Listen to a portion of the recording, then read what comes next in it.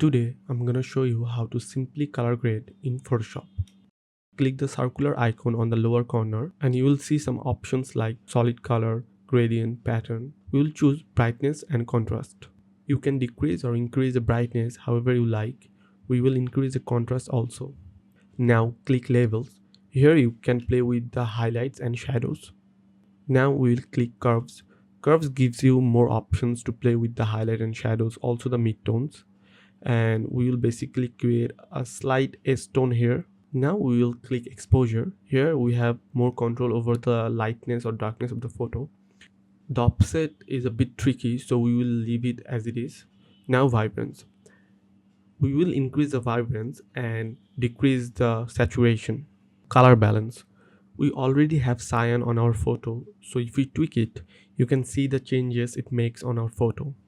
You can color balance your highlights, midtones, and shadows, and put different types of color to push or enhance the overall look of the photo.